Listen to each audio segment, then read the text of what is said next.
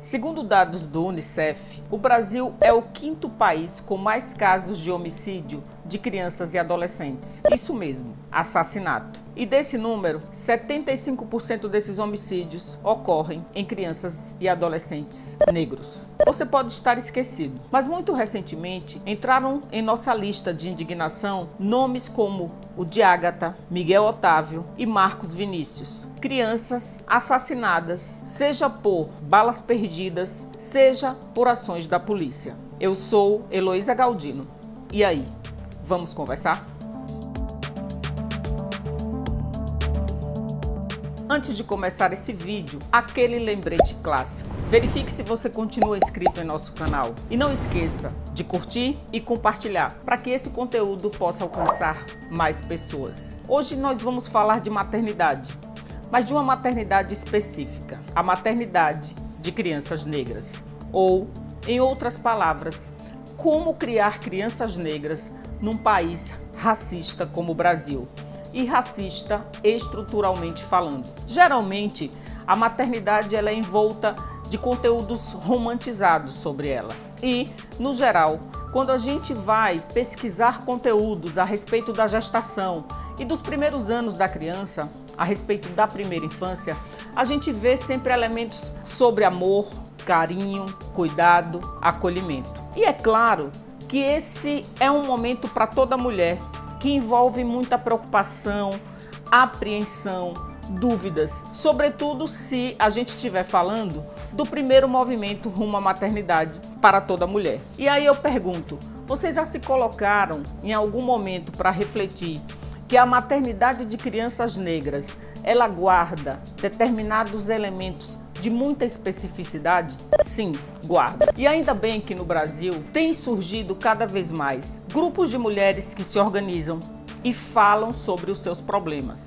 Grupos de mulheres, inclusive negras. Mulheres negras que conseguem chegar numa situação de maior entendimento sobre a sua própria existência, sobre a complexidade de ser negra numa sociedade que tem o racismo como parte de sua estrutura de formação. Quando se deparam com filhos e filhas, elas começam a perceber que é preciso tratar a vida daquela criança e ter preocupações muito ligadas a essa realidade da existência negra dela. Se for menino e se esse filho for de uma comunidade, como é muito comum no Brasil, porque a negritude e a cor da pele tem relação com o lugar onde a gente mora, com a nossa vida social, com a nossa capacidade de acessar serviços e produtos numa sociedade como a brasileira. Se for menino, a preocupação, inclusive, que se incorpora ao repertório dessa mãe é: eu preciso ter cuidado e orientar meu filho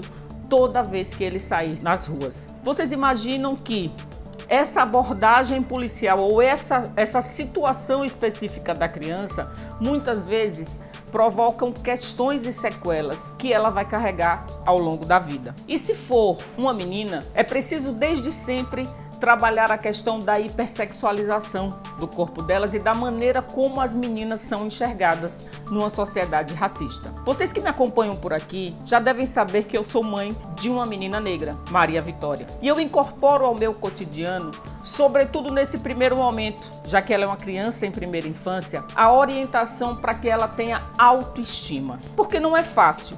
Sem referências, sem o diálogo amadurecido na sociedade a respeito da presença do racismo e da necessidade de combatê-lo, uma menina enxergar beleza, uma menina negra enxergar beleza nos seus traços. Porque as referências que a gente tem, midiáticas, e em toda a sociedade, trabalham o contrário. Trabalham a ideia de que as características das meninas negras, elas não representam beleza. Mas que bom que isso está sendo modificado, que bom que surgem novas gerações de meninas que começam a apontar em outra direção. Esse cenário do Brasil acaba tendo consequências no próprio processo de como a gente retroalimenta esse nível de desigualdade. Porque se a gente pegar um dado muito impactante, que é o percentual de meninos e meninas negras que chegam a concluir o ensino médio com 19 anos, a gente tem, para os adolescentes negros, o percentual de 57%. 20% a menos, portanto, do que adolescentes brancos. Isso, naturalmente, vai reproduzir cada vez mais a desigualdade social que é tão marcante no nosso país. Porém, é importante a gente registrar que quanto mais a gente fala em racismo estrutural, quanto mais a gente fala nas vivências negras, na maneira como esse tema do racismo e do combate a ele precisa ser inserido em escolas, em empresas, em ambientes e instituições as mais variadas, no estímulo a ONGs que trabalhem o combate ao racismo, mais a gente vai estar contribuindo para ter crianças que, desde a primeira infância, consigam conviver com a diversidade, consigam conviver com o que é diferente. E para que assim a gente consiga, dentro das nossas possibilidades reais, diminuir esses abismos e combater essa chaga da vida social brasileira, que é o racismo.